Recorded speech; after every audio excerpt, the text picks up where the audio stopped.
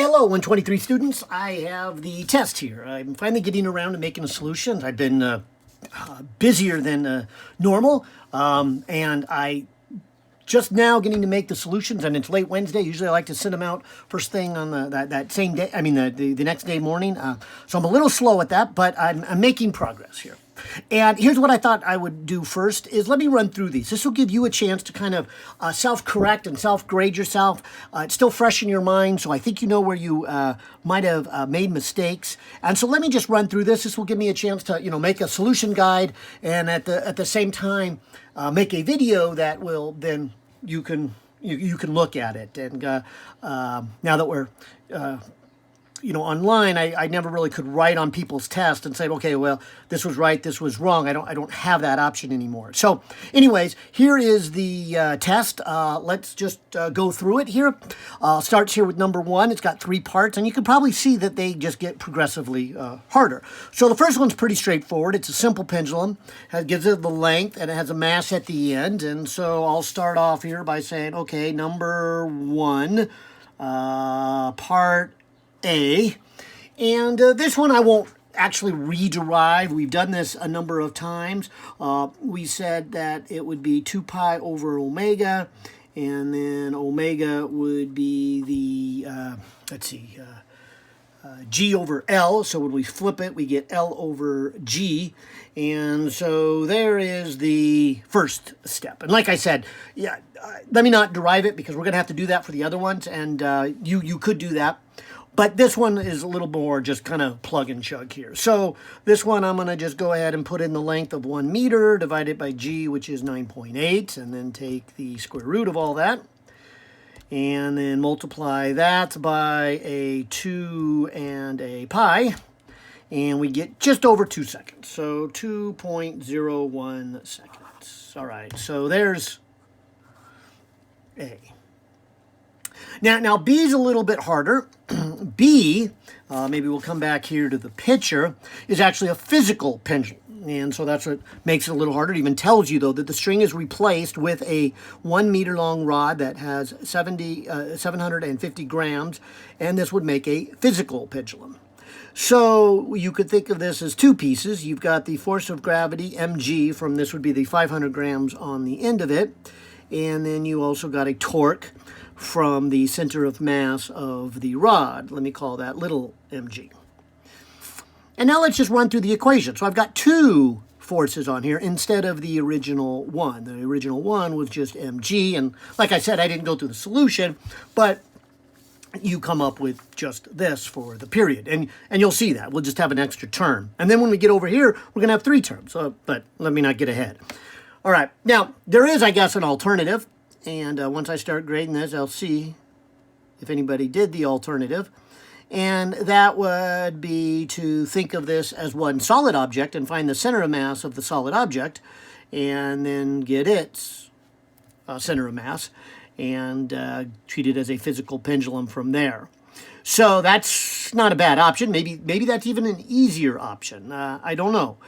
Think of it as 2 forces or 1 object. Of course, you would have to go back to Chapter 9 to talk about center of mass and Chapter 10 to talk about moments of inertia, but we have to do that no matter what. And we've been doing that on the homework. So hopefully that kind of makes sense. So let me give part B a try here. It says sum of all the torques equal to I alpha.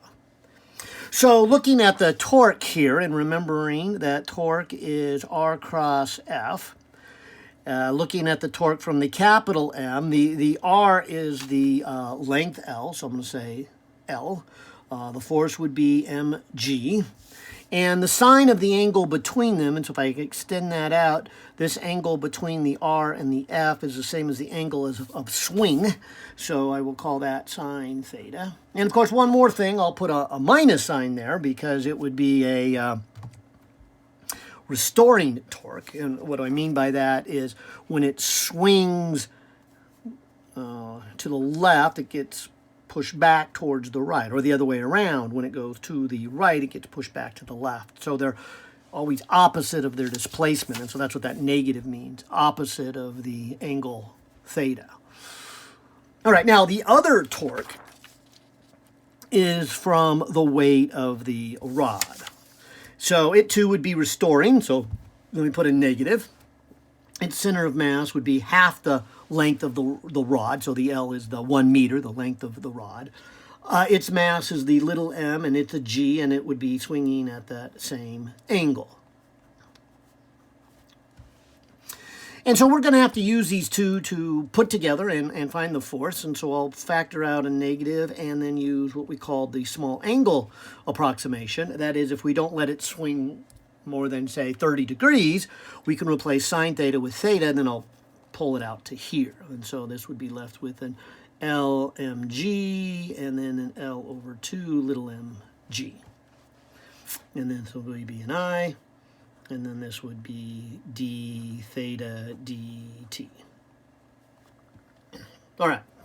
So bringing the I to the other side of the equation, that would tell us that omega is this thing out in front here. And so that would be the LMG plus L over 2 mg over I. So the period, which is 2 pi over omega, would be 2 pi times the square roots of I over all this mess. And that would be LMG plus L over 2mg. All right. Let me go ahead and maybe do this moment of inertia, because that might be the only thing we don't know, yeah. And so this is actually going to take us back to Physics 121 and realize that something like this, where we've got a rod and a mass, are made out of two objects. And so to get the moment of inertia, we add the two. One is the rod, and the other is the point object, which we just said would be m times its distance squared. Well, I'll just write it as L squared. That's how we kind of learned it back in Physics 121. But for this problem, the m of the rod is the 0.75, and the length of the rod is 1 meter squared. And the mass of the little point object out at the end is 0.5, and its distance out is the 1 meter. So fortunately, that's a little easy math, because that's 0.25 and 0.50 make 0.75. And I guess technically kilogram meters squared for the units. So there's the I. Let me also put in these numbers. It might be nice just to calculate these numbers out, because looking ahead, you're going to need that when you add a spring to it in part C. So I'm just going to put a 1 meter for the length of the rod, the 0.5 for the mass of the blob at the end, the 9.8, the 1/2 for the length of the center of mass, the 0.75 for the little m, because that's the mass of the rod. Let me just double check that. Yeah, right there. Okay. And then the g is a 9.8. So if we put all that together, 1 times 0.5 times 9.8, and add 1/2 times 0.75 times 9.8, we get this number that is 8.575. And I guess if you look at the units, we would have a meter here and a kilogram here. So I'll go kilogram first. The 2 meters would go meters squared over seconds squared, which, by the way, then with the inertia on the top, the kilogram meter squared would cancel off, and you take the square root, you're going to get seconds. So that's how the period is going to come out to be in seconds in terms of the units. All right, so the final step for B, which isn't even the hard one yet, Although I do think of the three problems, this is probably the hardest one. But it would look like this then. I've got a 2 pi over the square root of 0.75 and divided by all this stuff, which we said was 8.575. And as I mentioned, the kilogram meters squared from the inertia would cancel off with the kilogram meters squared per second squared and leave us with just seconds.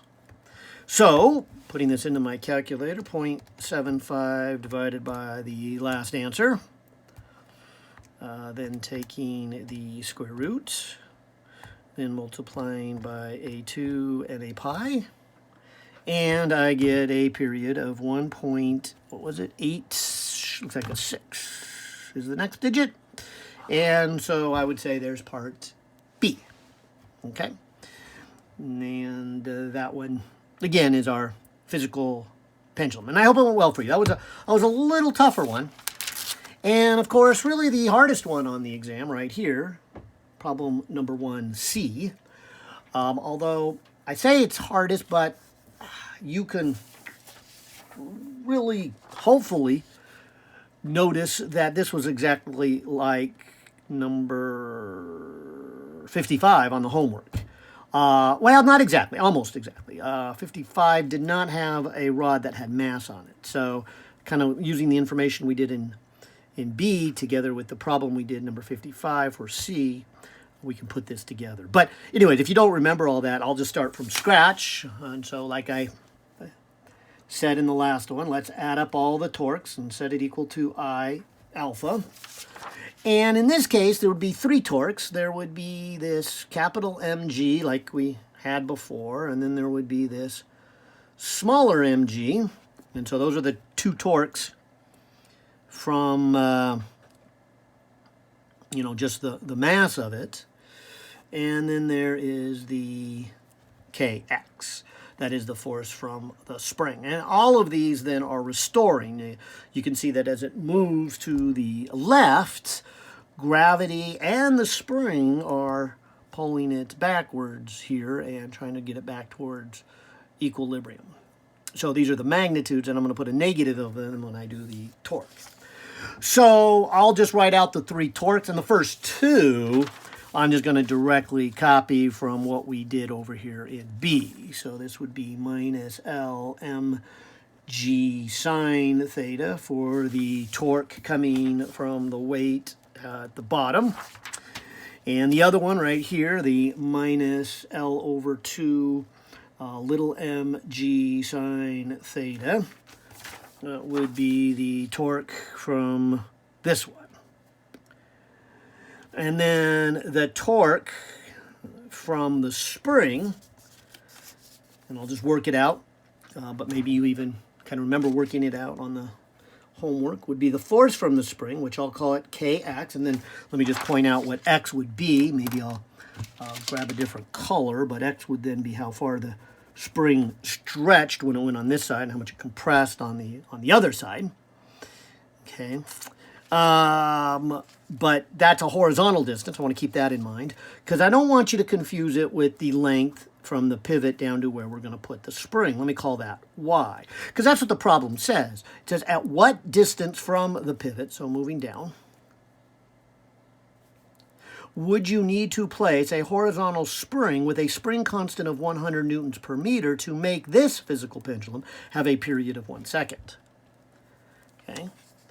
And hopefully it kind of makes sense because the period for part B was 1.86. And so we're going to add a little more torque to it. It's going to make it go a little faster. And so the period's going to go down.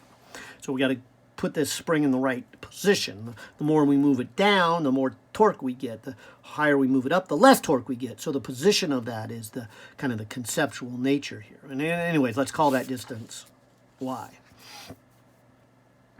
So coming back to then this equation, this is the force. The distance is y, and of course the angle is a little different. It's nearly 90 degrees. Now when it swings a little bit, maybe it goes down to 89 or 88. But for a small angle approximation, it's roughly sine of 90, which is 1. And maybe it gets a little bit under 1. But kind of like we argued in chapter 15, we can just put sine of 90. And then this would be this I alpha. Now, here's where we can add a little geometry in here for this x.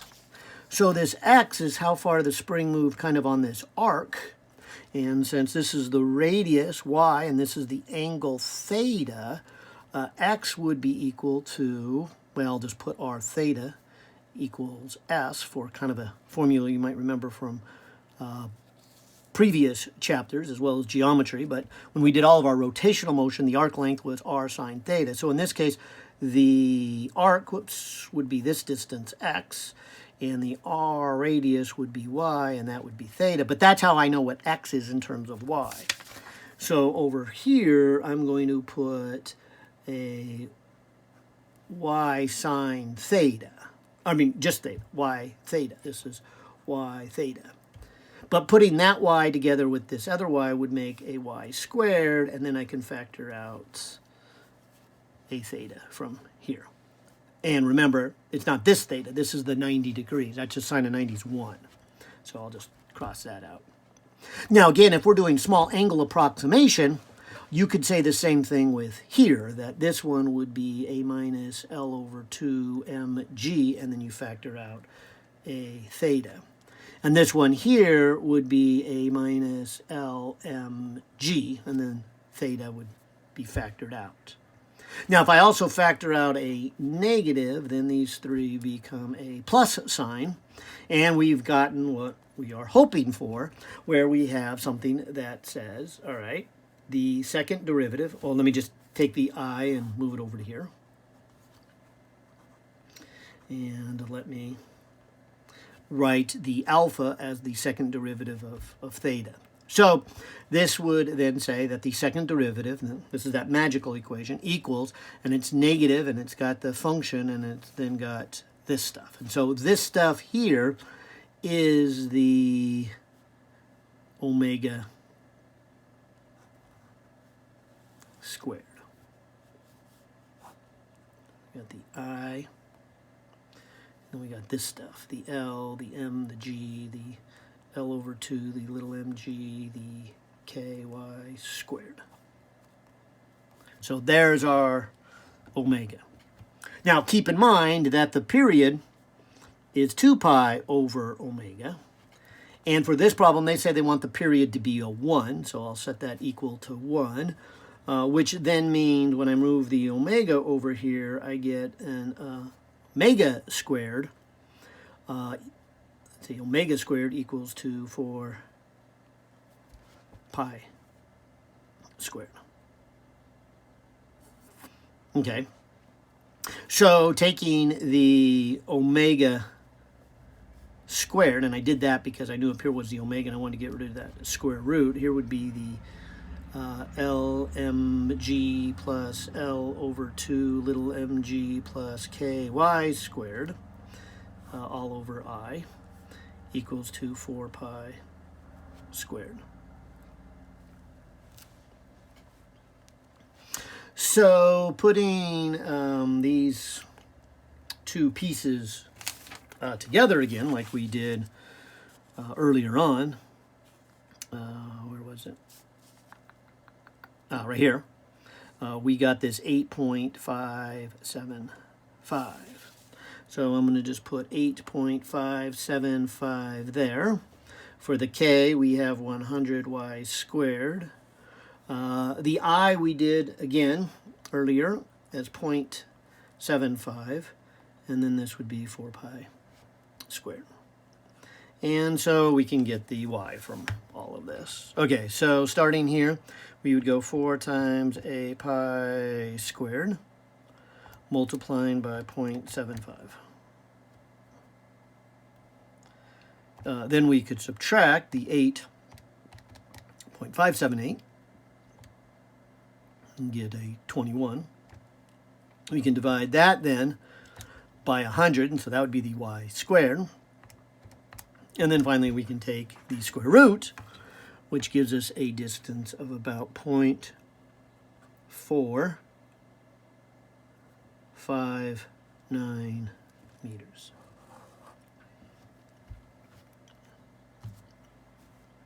And so that would be the answer to C. So that was a good problem. It took a little while to work through all three parts. Okay. So hopefully you did well on those. Like I said, that started kind of easy and then got hard towards the end there. All right, let's try number 2. Number 2 is kind of the same thing. Although I don't know if they get any harder. They're kind of about the same level. And I'll just read it. Hopefully the picture helps here. They got some sound coming out and 2 observers here. So a stationary loudspeaker. So that one's not moving. Broadcasts waves in all directions, so isotropically. A bike rider is traveling towards the loudspeaker. So this person here will be the bike rider. And there's also a stationary person. So this will be the stationary person listening to the sound waves. Now, it is a very hot day with a temperature of 42 degrees Celsius. So let me start right there. Even before I read A, hopefully you remember that an important feature of this was that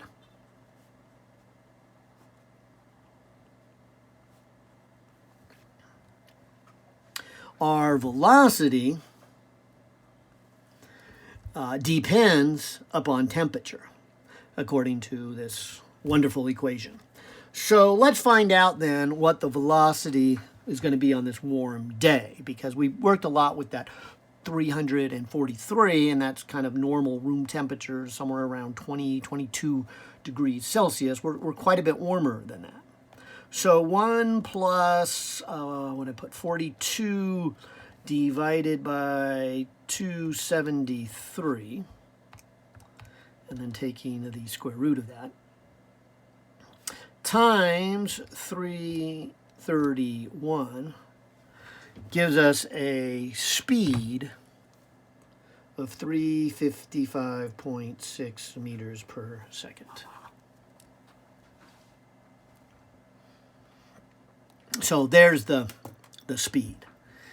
So finally I can read question A and say, okay, if the bike rider is traveling at 14 meters per second, and here's a frequency of, so this right here hopefully triggers Doppler effect in your mind, the perceived frequency.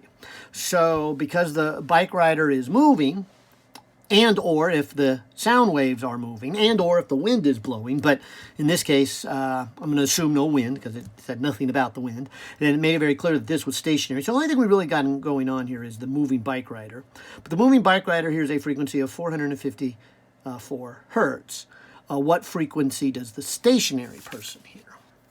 Well, the nice little formula we have and worked out here in class was that if you take the velocity of the sound and then plus or minus the velocity of the observer, and then divide that by velocity minus or plus the velocity of the source, multiply by the, I'll call it the real frequency, that is the mechanical frequency of the parts that are in the loudspeaker that are vibrating, then you would get the perceived frequency.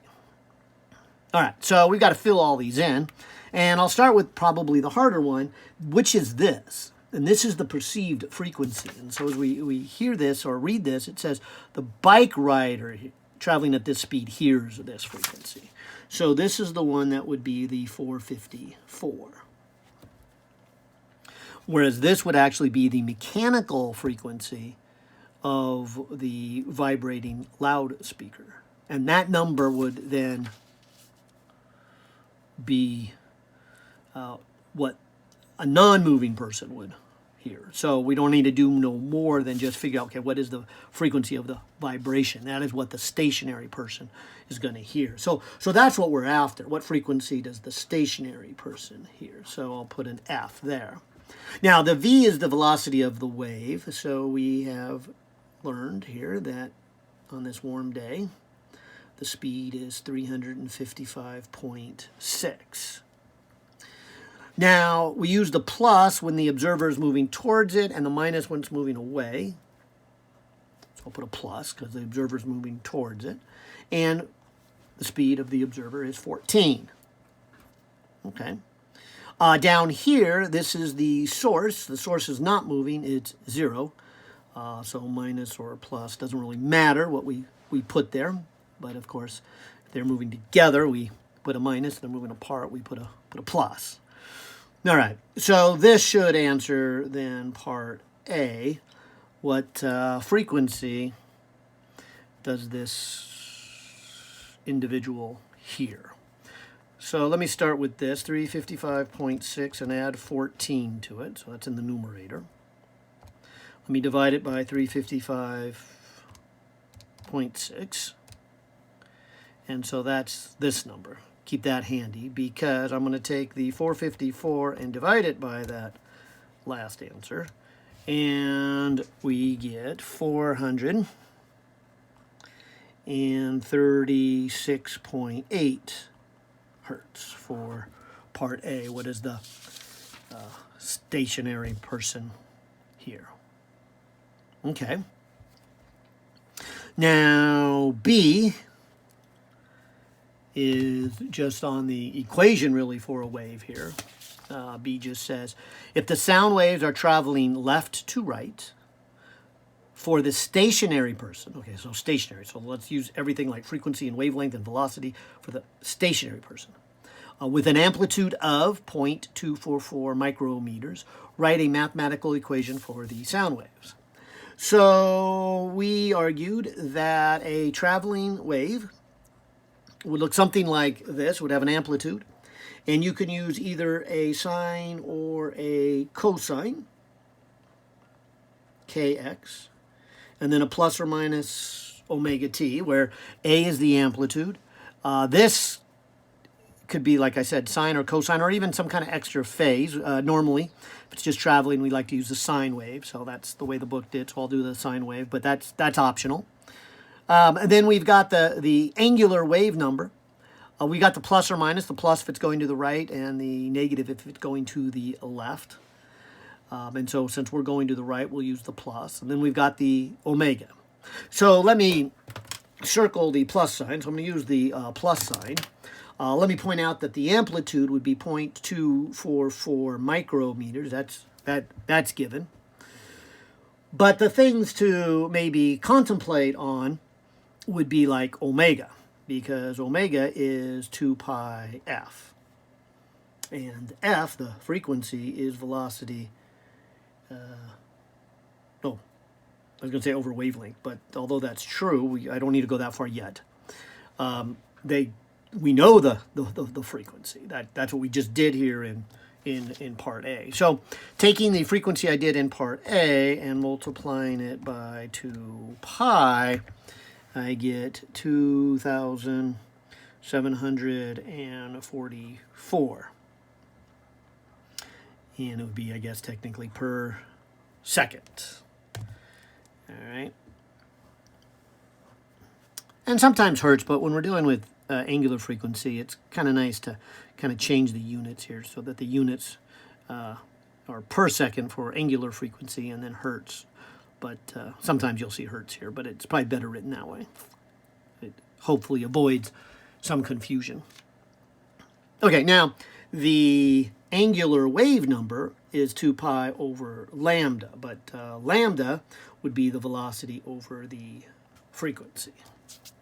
So let me get the lambda, because the velocity we did and got the 355.6. And so if I divide it by the frequency that I got in part A, the 436.8, I'm going to get this wavelength. So if I then go 2 pi and divide by that wavelength, I get, for an angular wave number, 7.718. And if you look carefully at the units, I did meters per second for velocity and hertz here, which is per second. So this wavelength is in meters. So over here, this angular wave number would have a meters in the bottom, which looks funny. So when we're talking about the units, we move it to the top with a -1 and call it a unit of a per meter. So the unit for this would be 7.718 per meter. All right, so there's the k. So we've got the omega and we've got the k. All right, so putting this all together, and I will just use scientific notation. It doesn't really matter whether you change it to meters or leave it in micrometers or millimeters, whatever you want to do. But I'm just going to change it to meters, but just make it clear which the units are. Okay, so there's the amplitude. And then it would be sine, and then the k would be 7.718x. And like I said, it'd be a plus. And the omega would be 270, or 2,744, and then multiplied by time. So there would be the angular wave number. All right.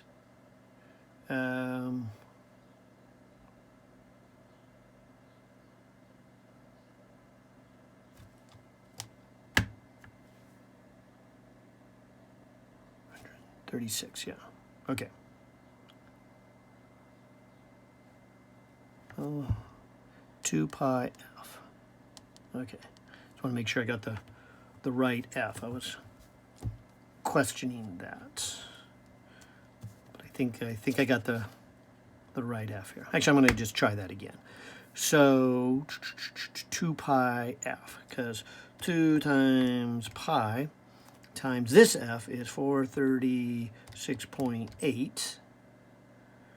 And 2 times pi times the wrong f, 454, yeah, is 2852. Okay, so that, I want to think it through.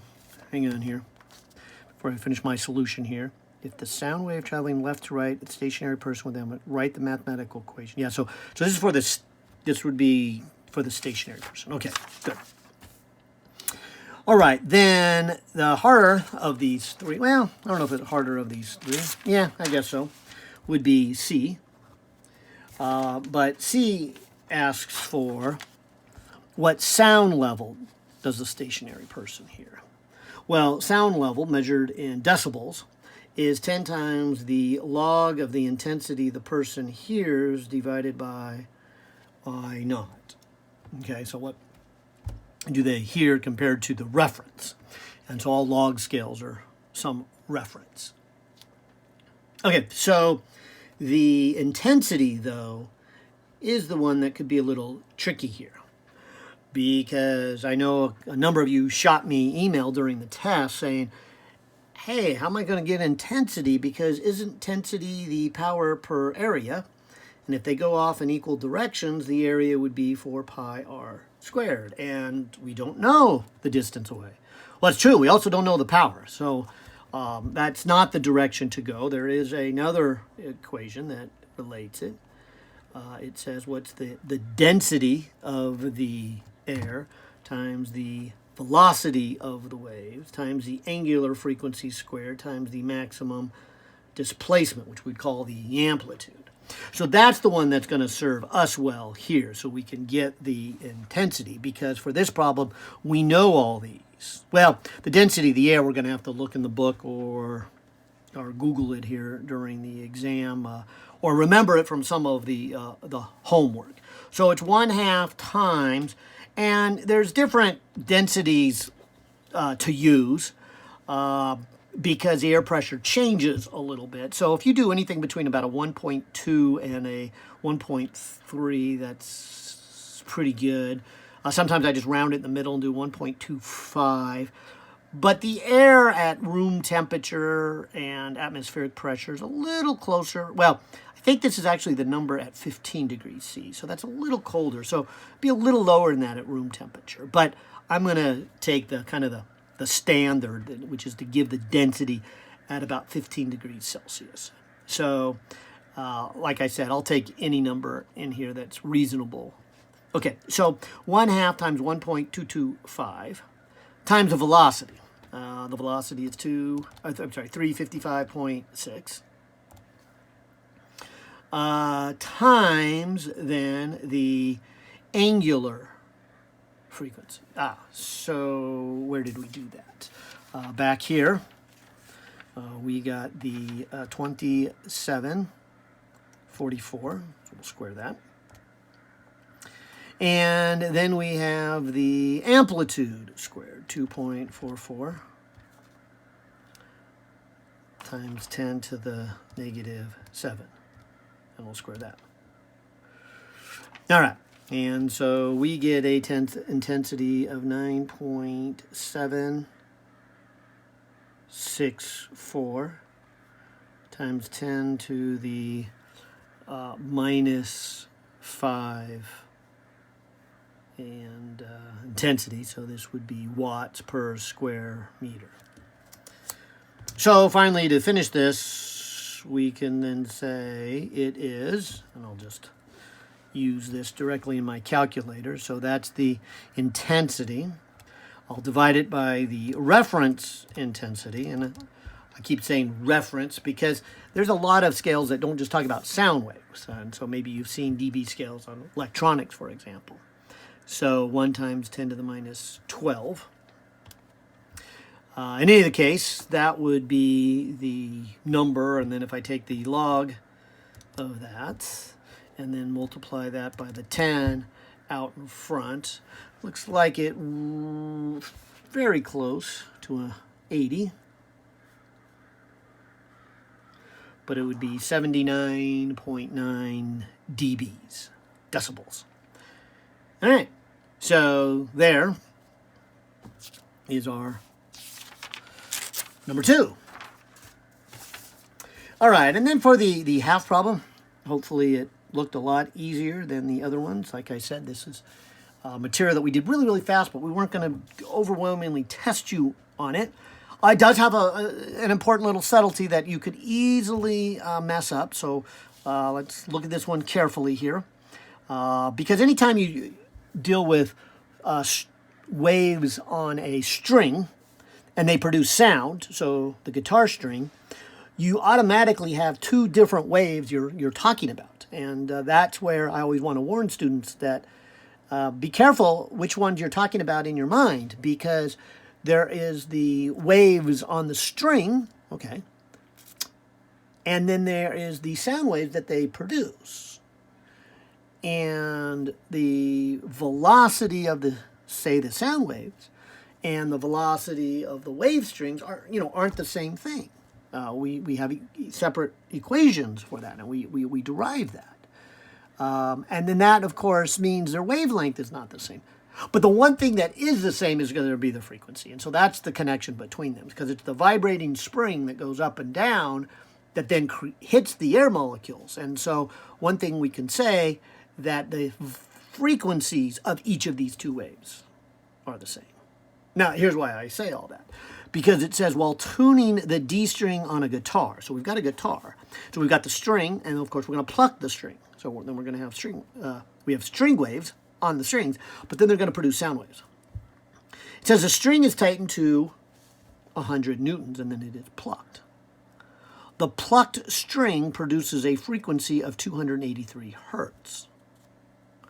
What should the tension be adjusted to in order to tune it to what we want, which is to play the musical note D, a D string, which has a frequency of 294. So it's a little higher than what we're actually getting.